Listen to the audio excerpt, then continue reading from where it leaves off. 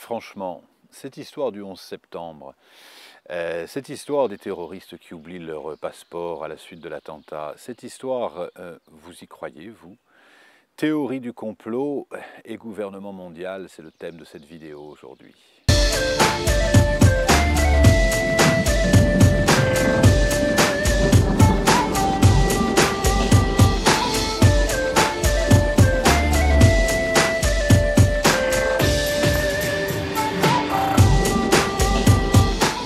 Bonjour et bienvenue sur les Chroniques du Moulin, bienvenue au Moulin de Beaupré. Je suis heureux de vous accueillir chaque semaine pour évoquer des thèmes qui concernent notre vie intérieure, c'est-à-dire comment se changer soi-même pour devenir plus heureux, plus rayonnant. Et aujourd'hui, quand on veut changer le monde, il y a sensiblement trois voies. Soit on va se changer soi-même, et donc c'est la voie de la méditation, de l'introspection, du tantra, du bouddhisme, etc., des religions. Soit on va vouloir changer le monde, donc on va descendre dans la rue, c'est la voie des gilets jaunes ou bleus ou rouges, et là on veut bouger le monde sans se changer soi-même, et puis entre les deux, il y aurait une voie qui serait une voie intermédiaire qui va nous permettre de nous changer nous-mêmes pour contribuer à transformer ce monde. Et quand on veut transformer ce monde, c'est qu'effectivement, il ne nous convient pas sur plein de plans, d'une part pour toute cette violence qui existe ici et là, qu'elle ne soit pas seulement à l'extérieur des guerres, etc., mais toute cette violence sociale, toute cette violence culturelle qui existe chez nous, en France, mais dans tous les pays, c'est une chaîne francophone, donc on est capté un peu partout, donc dans toute cette violence relationnelle, tous ces mensonges qui sont difficiles à admettre, ces mensonges du gouvernement, ces mensonges des sociétés. On sait combien il y a de scandales et chaque année, alors on vit différents scandales autour de l'économie, autour de l'écologie, autour de la politique, et c'est très difficile et on peut se sentir à bien des endroits impuissant en se disant sur des thèmes aussi forts que, je ne sais pas, que le 11 septembre, que les attentats à Paris, est-ce qu'on peut faire confiance dans les médias pour tenir cela comme une version officielle? Et là, on est encore sur un sujet sensible parce que si on est complètement adepte et qu'on prend comme, comment dire, qu'on prend comme un fait acquis tout ce qui vient du journal de 20 heures, à ce moment-là, on va être sur un plan comme un mouton sans faire preuve de notre propre discernement. Et si jamais on veut remettre en question, ça ne veut pas dire nier, ça veut dire interroger, chercher de comprendre, chercher à aller plus loin dans la recherche, à ce moment-là, on va être traité de complotiste. Complotiste, c'est celui qui refuse la version officielle. Et on sait que souvent, la version officielle est moins complexe qu'elle n'y paraît.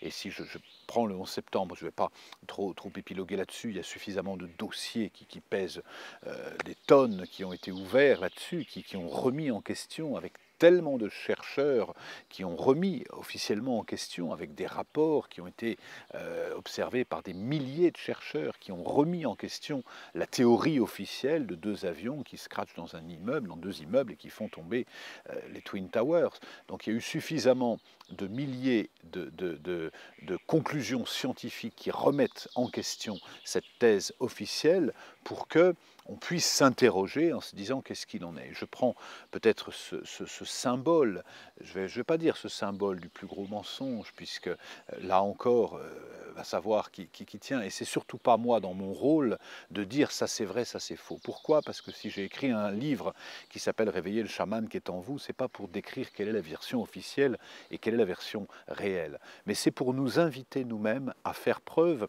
de discernement. On sait comment fonctionne la manipulation de l'information.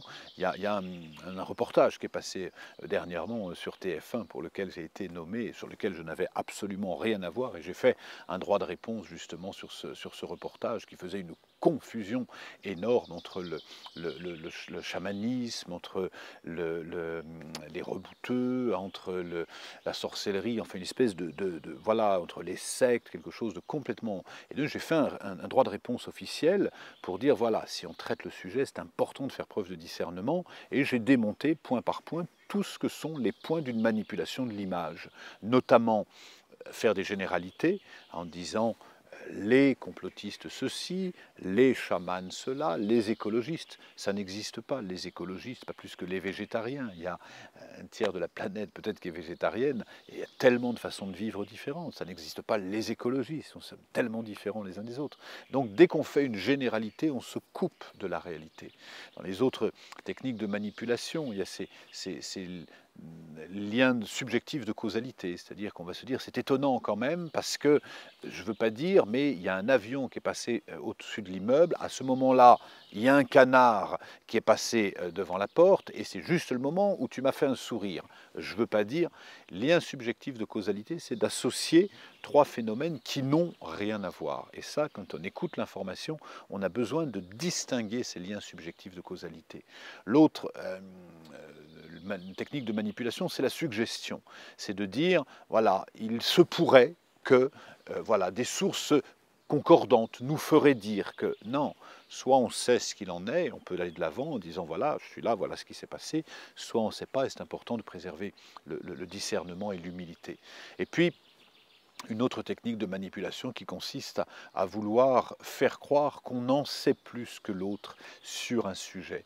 Et sur un sujet tellement complexe comme les Twin Towers, comme les chemtrails, qui sont ces nuages, voilà, ces nuages dans le ciel, quand vous regardez, enfin, c'est pas des nuages, c'est des traînées qui existent depuis des années et qu'on a remarqué, que de nombreuses personnes ont remarqué en disant qu'est-ce que c'est que ces traînées?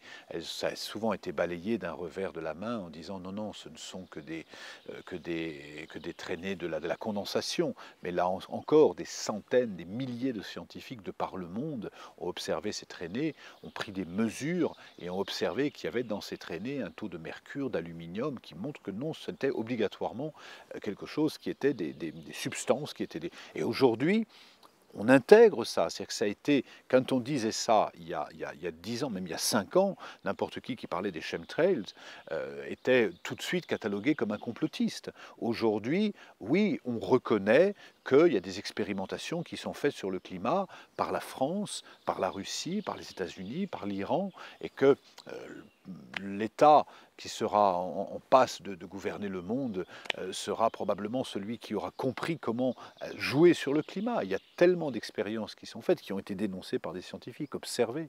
Donc, quels que soient les sujets qu'on prend, aujourd'hui, je n'ai jamais parlé des extraterrestres. Tiens, je pourrais faire une vidéo sur les extraterrestres. Mais on sait, par exemple, on est encore à se dire j'y crois ou j'y crois pas, et à avoir une vision qui est très, très immature par rapport à ça. Je parlais avec un astrophysicien qui me disait imaginez un dé à coudre rempli au tiers de grains de sable. Ça correspond au nombre de planètes qu'on a identifiées, mesurées, à quel endroit elles se trouvent, etc. Imaginez une brouette remplie à moitié de grains de sable, ça correspond au nombre d'exoplanètes qu'on a identifiées, mesurées, etc. Et on sait qu'il existe dans les systèmes qui dépassent le système solaire l'équivalent de planètes à peu près 3 fois grand comme le nombre de grains de sable qu'il y a sur la Terre. Donc on n'a aucune conscience. Nous, on a à peu près identifié ce qui se passait dans une botte d'épingle alors que l'univers est tellement immense. De se dire ça existe, ça n'existe pas, c'est déjà se mettre dans une position de supériorité en se disant si on peut l'expliquer scientifiquement avec notre niveau de cours préparatoire, d'avancée scientifique, ça veut dire que ça existe. On a vu par exemple comment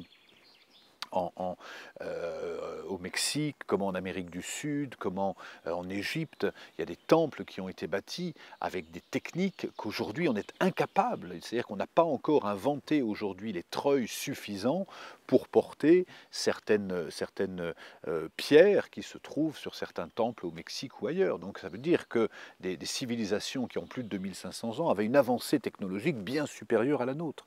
Donc il y a tellement comment dire, de mystères par rapport à l'histoire que ça amène le chaman en nous à faire preuve de discernement et de calme intérieur. Parce que quand on évoque ces questions, soit on se passionne quand il y a eu le débat sur la vaccination, ça y est, on est rentré à fond dans le gouvernement mondial, qui existe bien évidemment. On le sait qu'aujourd'hui, les plus puissants de la Terre se réunissent à cercle privé. Comment le ferait-il autrement que de se mettre en avant pour dire on est en train de regarder comment on peut gouverner le monde, qui d'autre pourrait... voilà, c'est tellement dans la nature humaine de voir plus grand. Donc l'esprit du chaman, ça va être de développer le discernement et de ne pas prendre pour argent comptant tout ce qui lui est dit. Quand on entend une information, de prendre, je me souviens d'un thérapeute, à chaque fois que je lui disais, tiens, il y a telle personne qui m'a dit ça. Il me disait, et tu l'as cru? Et donc, de prendre le temps de développer le discernement, en se disant, et si c'était différent pour dépasser cette période des fake news qui est absolument terrible, dont on est victime de plus en plus. Donc dépasser ces fake news pour rentrer dans quelque chose de beaucoup plus large, qui est une compréhension des phénomènes. Oui, il y a des intérêts collectifs qui existent, qu'on l'appelle le gouvernement mondial, qu'on l'appelle Bilderberg, qu'on appelle d'autres formes de puissance mondiale qui travaillent elles aussi avec le monde visible et le monde invisible, comme les chamans se réunissent dans le monde entier pour travailler sur le plan visible et sur le plan invisible. Ça existe, les familles, les regroupements, etc., qui ont des intérêts clairs, parfois totalement opposés, et puis il y a une partie du travail qui se fait dans l'ombre et une partie qui se fait dans la lumière. Et ça, que l'on soit vers une magie blanche ou vers une magie noire, les fonctionnements sont les mêmes. Le tout, ça va être de choisir sa magie, et pour ma part, j'encourage chacun à développer. On sait que toutes les entités sombres s'accrochent essentiellement sur nos trois démons, qui sont la colère, qui sont la peur, et qui sont l'ignorance. Et quand on apprend des fois que d'un seul coup, tel gouvernement mondial dont on ne connaît pas, quand on sait que tel lobby pharmaceutique a mis en place telle chose, quand on sait, comme on voit en ce moment par rapport aux semences paysannes, que des intérêts agroécologiques sont tels qu'ils réussissent à transformer la nature pour rendre aujourd'hui les graines stériles. Imaginez un peu la période qu'on vit, c'est-à-dire pour imaginer qu'un monde dans lequel le monde devienne stérile, pour bien évidemment quel intérêt auraient les firmes alimentaires et agro-industrielles à rendre stériles leurs graines, si ce n'est de pouvoir en vendre plus d'une année sur l'autre. On sait qu'un pommier donne en moyenne 15 tonnes de pommes dans sa vie. On sait qu'une graine donne à peu près 15 000 graines elle-même. Donc ça nous montre que la nature est abondamment généreuse et que l'intérêt de gouvernement, voilà, de mouvements secrets, ça serait de s'approprier ça. C'est pour ça qu'on a autant de débats dont on parle finalement assez peu dans les médias. Je rends hommage à Cocopelli et à d'autres qui font un travail exceptionnel par rapport aux semences paysannes, mais on en parle finalement assez peu, comme on accepte quelque chose. Et je crois que ce qui va nous aider dans ce nouveau monde, puisqu'on assiste aujourd'hui réellement à un nouveau monde, et ce nouveau monde, il s'appuie à commencer par dépasser ces trois poisons qui sont la colère, de se dire, mon Dieu, il y a ça qui se passe, la peur, qu'est-ce qui va nous arriver? Parce que dès qu'on est dans l'amour, ça disparaît et ça permet de développer, d'inventer d'autres formes de résistance et de résilience, et l'ignorance qui va nous permettre de développer le discernement quand on prend une information, de se renseigner, pas seulement sur Internet, mais vous savez, les chamans, hein, c'est toute la différence entre le savoir et la connaissance, et qu'ils ne vont pas se satisfaire de regarder uniquement sur Internet, ils vont demander à leur cœur, parce que la bonne nouvelle, c'est que votre cœur connaît la réponse.